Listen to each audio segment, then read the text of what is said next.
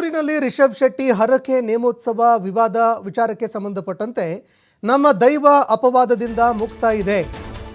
ನಮ್ಮ ದೈವಕ್ಕೆ ಯಾವುದೇ ಅಪವಾದಗಳು ಅಂಟಿಕೊಂಡಿಲ್ಲ, ಅಪವಾದದಿಂದ ಮುಕ್ತವಾಗಿದೆ ಅಂತ ಹೇಳ್ತೀವಿ. ಸುದ್ದಿಗೋಷ್ಠಿಯಲ್ಲಿ ದೇವಸ್ಥಾನ ಸಮಿತಿಯ ರವಿ ಪ್ರಸನ್ನ ಅವರು ಸ್ಪಷ್ಟನೆ ಕೊಟ್ಟಿದ್ದಾರೆ. ಜಾರಂದಾಯ ಬಂಟ ವಾರಾಹಿ ಪಂಜುರ್ಲಿ ಕ್ಷೇತ್ರದ ಆಡಳಿತ ಸಮಿತಿ ಕಳೆದ ವರ್ಷ ಕೂಡ ರಿಷಬ್ ಶೆಟ್ಟಿ ನೇಮೋತ್ಸವ ಸೇವೆ ಕೊಟ್ಟಿದ್ರು. ಈ ಸಮಿತಿಗೆ ಸೇವೆಯನ್ನ ದೈವಗಳು ಒಳ್ಳೆಯ ರೀತಿಯಲ್ಲಿ ಸ್ವೀಕಾರ ಮಾಡಿದವೆ. ಈ ಕ್ಷೇತ್ರ ಬೆಳಗಬಾರದು ಅಂತ ಈಗ ವಿವಾದ ಹುಟ್ಟುಹಾಕಿದ್ದಾರೆ. ನಮಗೆ ದೈವ ನರ್ತಕರ ಮೇಲೆ ಯಾವುದೇ ಸಂಶಯ ಇಲ್ಲ, ಭಾವನೆಗಳ ಮೇಲೆ ಆರಾಧನೆಯನ್ನ ಮಾಡ್ತಾ ಇದ್ದೀವಿ.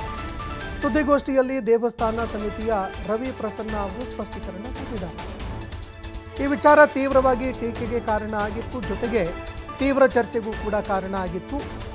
ಈ ವಿಚಾರಗಳಿಗೆ ಸಂಬಂಧಪಟ್ಟಂತೆ ದೇವಸ್ಥಾನ ಸಮಿತಿಯ ರವಿ ಪ್ರಸನ್ನ ಅವರು ಕೂಡ ಈಗ ಸ್ಪಷ್ಟೀಕರಣ ಕೊಟ್ಟಿದ್ದಾರೆ.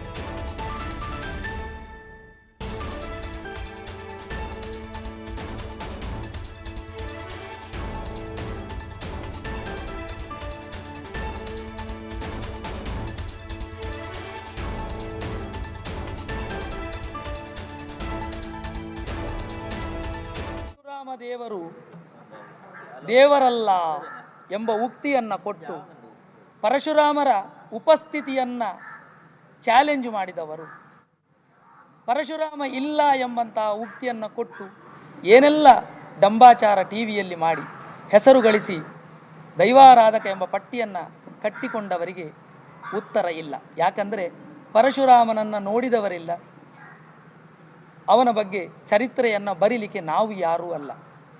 ಮೂಲ ಮಂತ್ರಗಳಲ್ಲಿ ಮನೆಯಿಂದ ಪರಶುರಾಮರ ಮಂತ್ರವನ್ನು ಹಿರಿಯರು ಉಪದೇಶ ಕೊಟ್ಟಿದ್ದಾರೆ.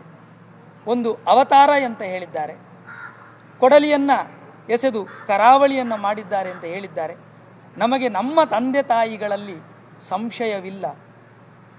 ತಾಯಿ ತಂದೆ ಇವರೇ ಅಂತ ತೋರಿಸಿಕೊಡುವಾಗ ತಾಯಿ ಹೇಳಿದಂತೆ ನಾವು ನಂಬಿಕೆಯಲ್ಲಿ ಬಾಳಿ ಬೆಳಗುವಂಥ ವ್ಯಕ್ತಿಗಳು.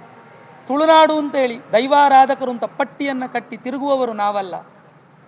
ತುಳುನಾಡನ್ನು ಸರಿ ಮಾಡ್ತೇವೆ, ನಾವು ಹೇಳಿದಾಗೆ ಕೇಳಬೇಕು ಅಂತೇಳಿ ಟಿ ವಿ ಮಾಧ್ಯಮದಲ್ಲಿ ಡಂಬಾಚಾರಕ್ಕೆ ಕುಳಿತುಕೊಳ್ಳುವವರು ನಾವಲ್ಲ.